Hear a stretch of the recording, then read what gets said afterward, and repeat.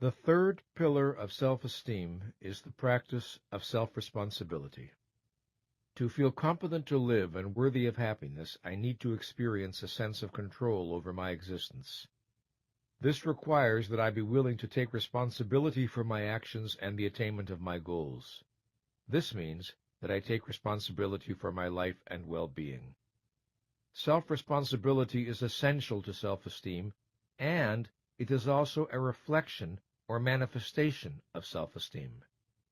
The relationship between self-esteem and its pillars is always reciprocal. The practices that generate self-esteem are also natural expressions and consequences of self-esteem.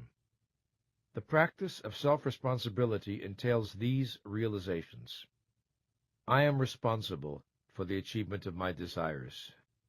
I am responsible for my choices and actions. I am responsible for the level of consciousness I bring to my work. I am responsible for the level of consciousness I bring to my relationships. I am responsible for my behavior with other people, co-workers, associates, customers, spouse, children, friends. I am responsible for how I prioritize my time.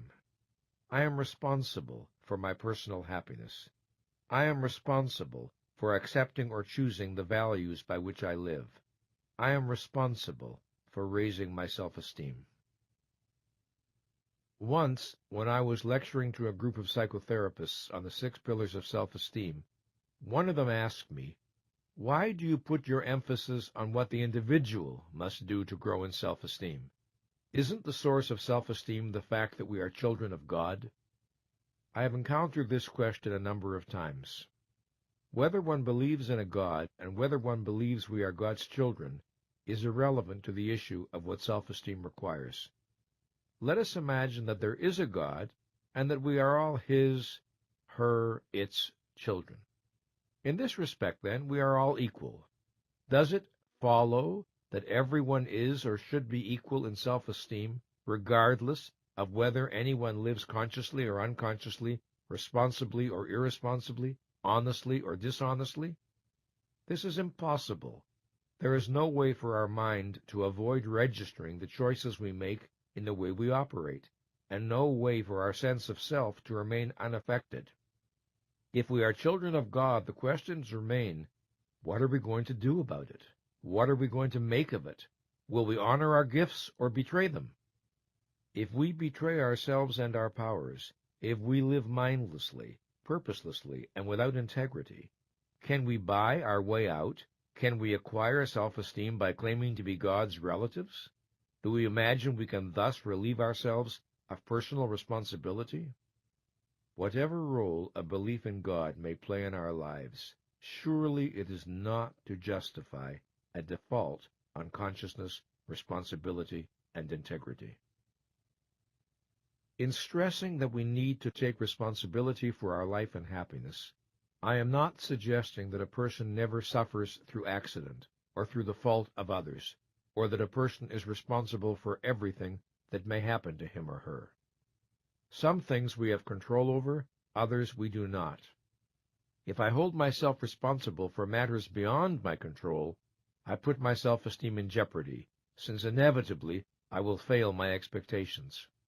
If I deny responsibility for matters that are within my control, again I jeopardize my self-esteem. I need to know the difference between that which is up to me and that which is not. The only consciousness over which I have volitional control is my own. It is easy enough in work situations to observe the difference between those who practice self-responsibility and those who do not. Self-responsibility shows up as an active orientation to work and to life, rather than a passive one. If there is a problem, men and women who are self-responsible ask, "What can I do about it? What avenues of action are possible to me?" They do not protest, "But no one told me what to do," or, "But it's not my job." They indulge neither in alibis nor in blaming. They are typically solution-oriented. In every organization, we encounter both types, those who wait for someone else to provide a solution, and those who take responsibility for finding it. It is only by grace of the second type that organizations are able to operate effectively. In the overall conduct of my life, I would say that I have always operated at a fairly high level of self-responsibility. I did not look to others to provide for my needs or wants. But I can think of a time when I failed my own principles rather badly, with painful results. In my 20s, I formed an intense relationship with novelist-philosopher Ayn Rand. Over the course of 18 years, our relationship passed through almost every form imaginable. From student and teacher, to friends and colleagues, to lovers and partners, and ultimately to adversaries. In the beginning, and for some years, the relationship was nurturing, inspiring, valuable in many ways. I learned and grew enormously. But eventually, it became constricting, toxic, destructive. It became a barrier to my further intellectual and psychological development. I did not take the initiative and propose that our relationship be redefined and reconstituted on a different basis. I told myself I did not want to cause pain. I waited for her to see what I saw. I looked to her rationality and wisdom to reach the decision that would be right for both of us. In effect, I was relating to an abstraction, to the author of The Fountainhead and Atlas Shrugged, rather than the concrete woman in front of me. I did not confront the fact that her agenda was very different from mine and that she was totally absorbed in her own needs. I delayed facing the fact that nothing would change unless I made it change. And because I delayed, I caused suffering and humiliation to us both. I avoided a responsibility that was mine to take. No matter what explanations I gave myself, there was no way for my self-esteem to remain unaffected. Only when I began to take the initiative did I begin the process of regaining what I had lost. We often see this pattern in marriages. One partner sees before the other that the relationship is finished, but he or she does not want to be the bad guy, the one to end things. So instead, manipulation begins, to lead the other to make the first move. It is cruel, degrading, lacking in dignity, and hurtful to both people. It is self-demeaning and self-diminishing. To the extent that I evade responsibility, I inflict wounds on my self-esteem. In accepting responsibility, I build self-esteem. Embracing self-responsibility not merely as a personal preference, but as a philosophical principle, entails one's acceptance of a profoundly important moral idea. In taking responsibility for our own existence, we implicitly recognize that other human beings are not our servants and do not exist for the satisfaction of our needs.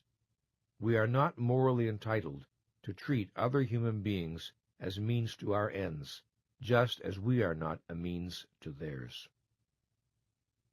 In my therapy practice and my self-esteem groups, I work with a great number of sentence stems that allow clients to explore the psychology of self-responsibility. I offer a representative sampling here. Each morning, as rapidly as possible, write 6 to 10 endings for the following sentence stems. Self-responsibility to me means, at the thought of being responsible for my own existence.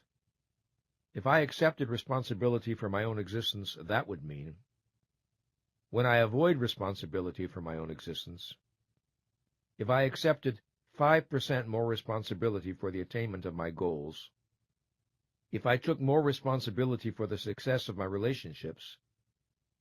Sometimes I keep myself passive by. If you keep a journal and over time write 6 to 10 endings for each of these incomplete sentences, not only will you learn a great deal, but it will be almost impossible not to grow in the practice of self-responsibility.